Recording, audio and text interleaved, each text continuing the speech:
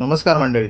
मी चेतन सुरेश सकपाळ आपल्यासमोर माझी एक स्वरचित कविता सादर करीत आहे, जिचे शीर्षक आहे या माणसांच्या जगात. माणसांच्या या जगात राक्षसही जन्म घेतात. भीत नसतात ते कोणाला, घालतात हात मुलींच्या शिलाला. लालसा त्यांची इतकी वाईट, असतात भूक भागवण्याच्या घाईत. नसते माणुसकी त्यांच्या मनात, आई बहिणी देखील माहीत नसतात. मुलगी म्हणजे खेळणं, मुलगी म्हणजे शिकार. इतकी वाईट वृत्ती त्यांची, लाखो वाईट दुष्ट विचार. मुलगी म्हणजे माता सीता, मुलगी म्हणजे कालिका माता, मुलगी म्हणजेच सृष्टी माई, मुलगी म्हणजे मूर्खा तुझीच आई. अस्तित्व आहे तिच्यामुळेच तुझं, मिटवू पाहतोस अस्तित्वच तिचं. विसरू नकोस हे आयुष्यात, तिच्यामुळेच आहेस तू या जगात. कृत्य तुझे असले राक्षसी जरी, आहेस मनुष्यच ना तूही तरी.